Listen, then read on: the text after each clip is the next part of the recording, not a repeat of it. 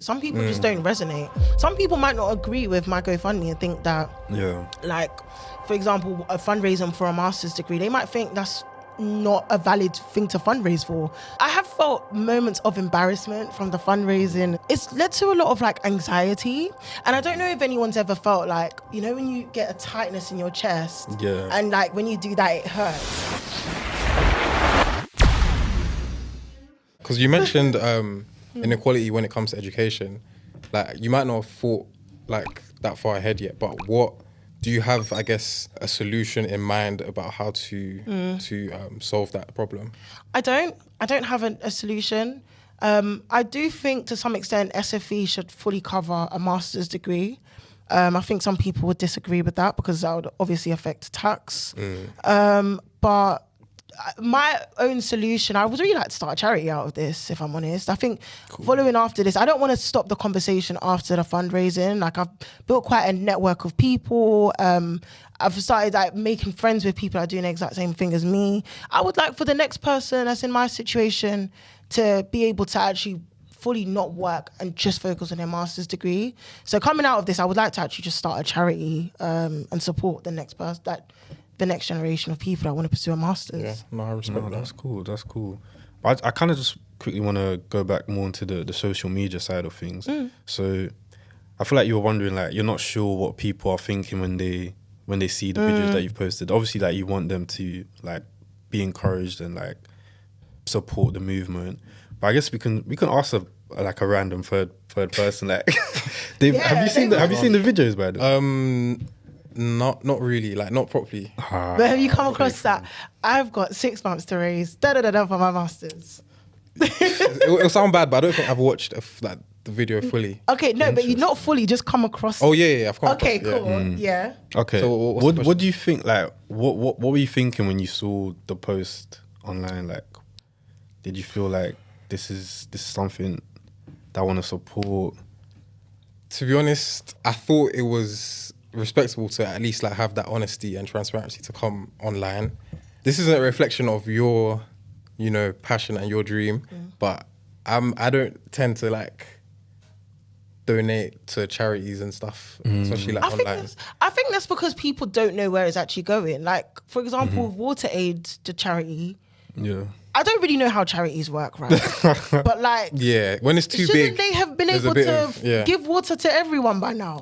Why this, guys? It's been going on since we were in primary school. I think this is a good thing to talk about because, like, there are a few people doing GoFundMes, like you said, and I do feel like as viewers, as people that use social media, we're always a bit skeptical. To give money. You hear the negative stories. Exactly. There's a lot of like negative That's so connotations we have to people asking for money, whether it's for their business or something else, even a charity.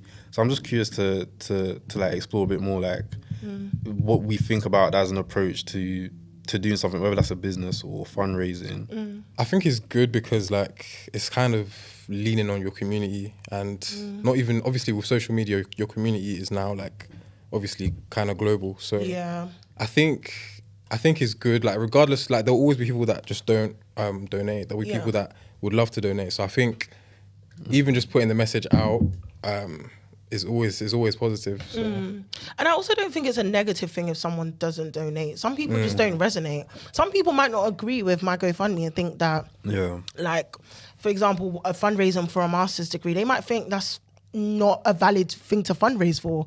But like, it's actually funny because yesterday I was talking a bit with my sister because it is. I have felt moments of embarrassment from the fundraising and social media. What's been the most embarrassing moment so far? Just the whole thing, really. And it makes you like panic. I've had a lot of like panic attacks. I ends up in A&E because of the amount of stress. Oh yeah, you mentioned that. Are you okay to like explain that a bit more? Like, and I think it would be something worth sharing so that I don't make it seem like it's the easiest thing and the next person does it and then experiences what I experienced. But to put yourself in such a vulnerable position, especially because I didn't block anyone that I know. So like, everyone that I know is seeing this and I don't know who's seeing it and they're not interacting. It's led to a lot of like anxiety. And I don't know if anyone's ever felt like, you know, when you get a tightness in your chest and like when you do that, it hurts. I don't know. That didn't make sense, but it made sense. It makes sense. Yeah. Anytime you do that movement, Like, it's just like, it was so, guys, it was so tight. Like, I literally couldn't sleep. I had to go to A&E. I was in A&E for like hours. So, is this when you post it or like? No, this is just like the build up of it. It happened a couple of weeks ago because I've been doing it for a while now, and like I've been feeling the stress, and I'm still working as I'm doing all of this, but like I haven't had a moment to fully process the stress, like of creating the TikToks, editing the TikToks, interacting with people that are challenging my views, which is fine. Just quickly, so you're doing all the social media stuff yourself, all the editing, all of it videos, is me, all you. There's no help you're getting. There's no help, That's my So it's a lot of pressure, and I don't think I've ever experienced anything as hard or stressful. My degree was easier than this. GCSEs were easier than this. A-levels were easier than this. I heard that. Like it's been. But you know what? That's why I really like. Can I swear on? I think I can swear on. This is my channel. It's your channel. Bro. That's why I really fuck with what you're doing, because like for me, I've been posting on social media for a very long time. And I've realized most people that haven't done that don't realize how stressful it is. And even that part where you said like it's the hardest thing you've done, like harder than your degree, like work and stuff like that. For me, like even though I like not to flex, I work in like Big Four consulting, like it's a high pressure job. Like this social media stuff is the hardest thing I've done, like because it's more than just the actual hard work. It's the psychological battle. It's the like putting yourself out there, constant criticism. People always have something to say. People will be like, "Oh, you should do this. You should do that." Yeah. But you don't even know like what it takes to do what's happening right now. Do you know what I mean? So for me, that's why I would have supported the fundraiser anyways. But why I really supported is that you didn't just like you didn't just text me like, hey, "Julia, can you send me some money?" Like you actually, I feel like you took initiative. You did something that's hard to do. Like you put yourself out on social media. You tried to find a creative way to solve like a problem that seems quite common. I've got 5 months to raise £8,000 for my masters, and I know this sounds like a personal problem, but it isn't. It's what happens when years of hard work and sacrifice still come down to structural inequalities. Growing up, my mum would always say, if they can do it, then why can't you? It was her way of teaching me that anything is possible as long as you put in the hard work and the effort. If someone else had found a way to achieve great things, then so could I. Even after losing her during my GCSEs, that mindset stayed with me, and it's the exact voice that I keep hearing now as I try to raise £8,000 for my masters. As I've grown older, I've realised something painful. Sometimes it's not about whether you're capable. Sometimes the barrier is structural, and education is one of the greatest examples of that. I've been accepted to study computer science at UCL. My tuition is £21,500 and student finance only give £12,858, which leaves an £8,000 gap before I even begin. So after years of hard work, building my career in engineering, gaining the experience needed for this degree and earning my place, the painful answer to my mum's question should technically be, because of structural inequalities, Mum, I don't have her here to help me out with my tuition fee. I don't have her here to find a rebuttal to my point. But in spirit, I know exactly what she would say. I want to be living proof of what my mum taught me, that if someone else can do it, then I can too. So over the next 5 months, I'm doing everything that I can to close the gap and document that journey in real time. Because I know I'm not the only person who's ever been told to dream big, only to find that those dreams only cater to certain parts of society. If you believe that education shouldn't just come down to finances, please support me pursue my masters. The link to my GoFundMe is in my bio. If you can't donate, sharing is equally valuable. I really don't want money to be the reason that my mum's words stop being true. And most people kind of just give up because, like you said, some people just said, okay, I'm not doing the master's. Yeah, and it's sad because a lot of people don't actually know how much SFE give. A lot of people, so they'll make a comment like, oh, SFE doesn't cover your whole tuition. it doesn't cover the whole tuition. So I feel like this SFE thing is a whole scam anyways. Like student loans in general, I don't even understand that's another how it works. Like, is it a tax? Is it a debt? I don't really know. It's a tax at this point. Because we're not really going to pay it off, are we? Yeah, we're never going to be able to pay it off. You know what? You make an interesting point, because a lot of people have asked, like, why don't you just take out like a private loan? And it is a common thing to take out a loan. I think for me personally, and the reason why I didn't want to take out a loan is because of that financial pressure. I don't have like much to lean back on if I can't pay a specific month. And I wanted to try and borrow £7,000. One lender came back with 23k. So it's just, a private loan will put you, well, for me personally, I don't know about the next person, put me in a very uncomfortable position. But it was just to kind of touch on that. But at least with SFE, it's like they at least wait until you've graduated. And then once you graduate, then you start paying off the money. Yeah. But if I can't pay this, bailiffs will be at my door. I'm terrified of bailiffs being at my door. No, it's a good point to just, because I feel like some people will be hesitant to donate because they're thinking like there's all these other options. You can get a loan and stuff like that. But also feel like there's going to be some people like on the fence that kind of feel like they want to donate, but also not too sure. What would you say to those people that are kind of on the fence, like they're considering donating, but they're also like, why should I? Donate. That's it. Donate. Straight to the point. I'm joking. I think if you're on the fence, like I'm not. At the same time, I don't want to necessarily beg for the donations.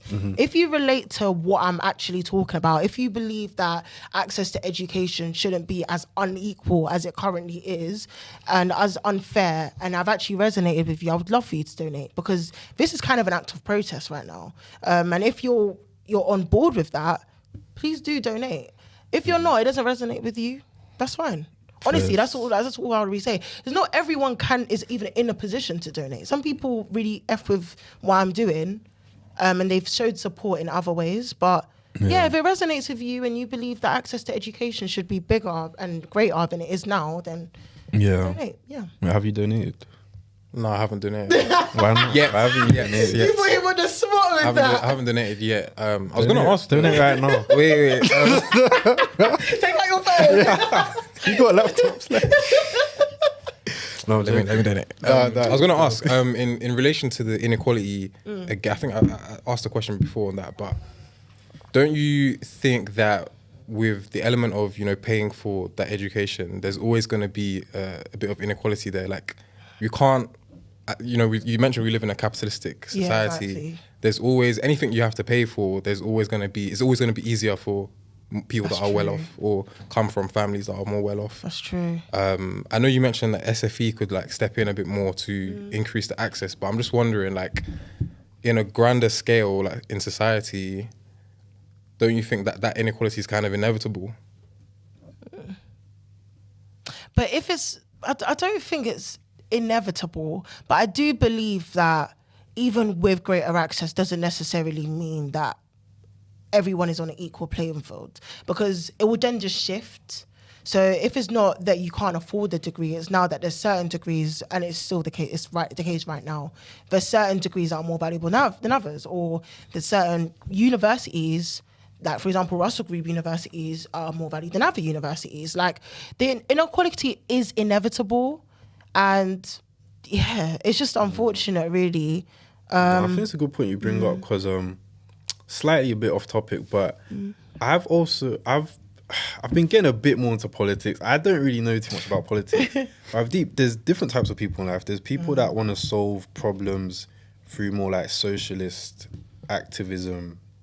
Like me and the other David, we call them the lefties. Like they actually they care about the people. They actually want to like help the community. And then you got the more individualistic people that just want to, they see the problem, but they're like, okay, I'm just going to solve it myself. Like if I'm struggling financially, I'm just going to start a business, make more money. Or get into more debt. Or get into more debt. They don't care about fixing the institutional problem. They're just like, let me save myself. And but those people, I think, do you know what it is? I think they see it as like the game is set up already. So instead of changing the game, why don't I play it better or play like, or try and win? Yeah. Basically, where I guess the lefties that you're talking about will try and like complain about the rules of the game. Yeah. They challenge the game. Yeah. Which is like each to their own, I guess. I find it interesting because I've always been more of like what you said, like I see the game is rigged already, so I'm gonna try play the game better for myself. But I feel like what you're trying to do is actually say, no, the game is rigged. We need to try fix the game. I feel like a bit of both, actually. Like, it's a bit because I am kind of playing the game. I'm not saying government give us more money. I'm kind of saying help me out so I can get the degree and then contribute back to society. Because like there's a bigger goal here. Like I do want to do that charity. That's definitely happening. But like in order to get to that point, there's certain things I need to put in place. I need to prove myself. I need to prove that I can actually fundraise to begin with. Because running a charity is also quite difficult. So yeah, I think that's interesting. And I feel like it comes from culture as well. A more community-based mentality is very like Nigerian, like obviously Nigerian has our background. But like taking on a more individualistic mindset is a very Western concept. Like we're not individualist at our core. So, yeah, I feel like acting as a collective is always more beneficial. Yeah. But just on that topic, like I think obviously most people, like you mentioned, only like 4% or around that have a master's. Yeah. I think so. It's safe to say that like the average person doesn't have a master's. Oh yeah. I think there's something about that people like I guess frown on. Like, I think I'm not quite sure where I got the information from, but I think people. Yeah, you're not quite sure where you got the information. I might be making something up. But I feel like people tend to like find things to nitpick about, like either people that are super wealthy or people that are like intellectual elites. So I think we can call someone that with a master's like intellectually elite. Debatable. Debatable, but like this what else on the master. It's not wrong though, because they're in the top 4%. Yeah. If you completed the marathon, I think you're in the top 1%, so you're physically elite. I think like especially in the UK, I think there's like a culture of don't be too exceptional. Don't like kind of just like you can be good, but don't be too good. Yeah. So it's like don't be better than me. Like you can be good, but yeah. So it's like I can help you up, but don't start getting higher than you. Like calm down. So I think like when it comes to the masters thing, I think people can look at it and be like, okay, yeah, you want to get a masters, that's all well and good, but I'm struggling. Yeah, I don't have a masters and I'm struggling with my bills. Like why? Like what does this have to do with me, kind of thing? Or like why do I need to change? Yeah, it is bad energy. You say UK is bad vibes. Yeah, the UK is bad vibes. Yeah, I think there's sort of like people like just frown on people that want to be at the top. Yeah. That's such that's giving me goosebumps. I can't lie, because that's such a good point, and I've never really thought of it like that. I have thought to myself that there's going to be certain people that look at me and think you have so many other routes. Please, if I had other routes, I would not be on social media. Please, honestly, this is so vulnerable. Honestly, guys. But yeah, that's actually a really good point. And I think those type of people actually have their own demons to deal with. Because like for me personally, like especially because like it's a bigger issue. If I actually cared about the issue as well, because like we don't all care about the same things. I don't think I would think, oh, you're gonna do better than me, so I won't contribute. But you're right, people do think like that. Definitely. That's why the UK is bad vibes. Wait, quickly, have you actually got any like hate or negative comments? Yeah, or feedback? quite a bit. Not hate comments, but like negative vibes. Like, what are some of the worst comments that you've received as you? I haven't really gotten any like bad. I've gotten valid questions and I've addressed them in some of my videos. But like, why don't you get a loan? Why don't you just go to another university? I think that's the most I've actually gotten. It's actually been met with a lot of love. Because I think a lot of people can relate to the issue, and I think a lot of people find it admirable that I've actually gotten online and asked for help just to do studying. Like, because technically I could just say I'm not going to do a master's. It's not that deep, because we are moving, like you said, towards a time where some people believe that education isn't as valuable. But I think it's actually been met with quite a bit of love. I think people are just genuinely asking questions. Like, I think it's a breath of fresh air, because we live in a world where now people are going online, making money in some interesting ways. Like, most people aren't just trying to further their education. Some people are just doing OnlyFans. As well, people fundraise for all types of things. And I don't think it should ever be like, people should ever put it down. Like, for example, like Natalie B Fitness, does she not do fundraising for her all girl, like female gym? But the reason why we all like supported it is because of her story. Do you get what I mean? I feel like some people just see it as, oh, you're trying to do better than me.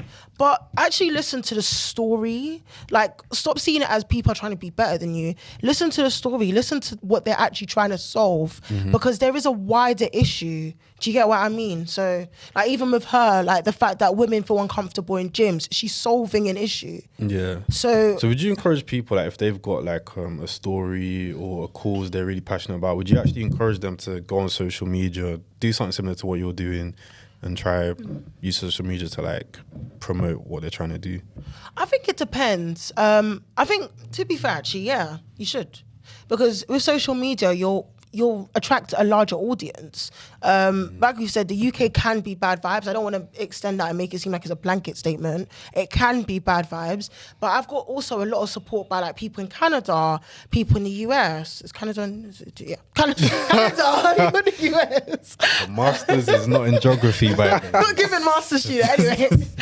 Still support the GoFundMe. Intellectually.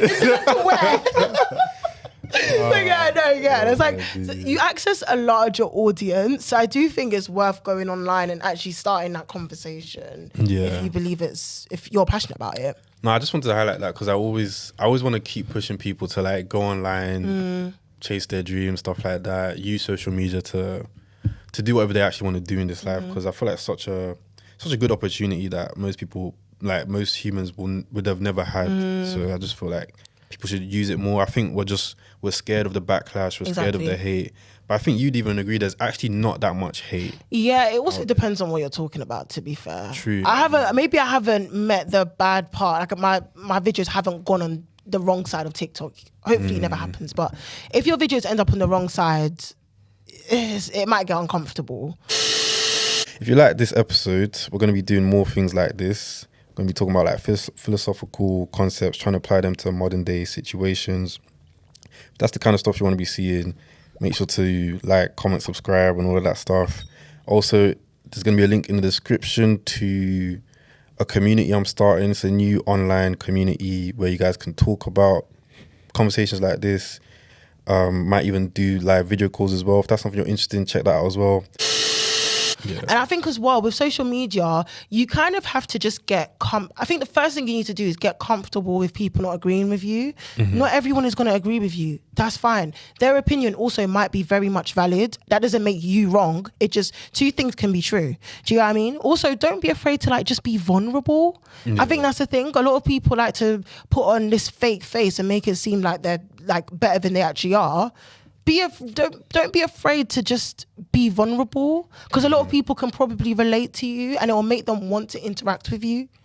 Nah, that makes sense. That makes sense. Another random question, like what would you do because what's your target for the fundraising again? £8,000. £8,000. What's the situation if you can't meet that target?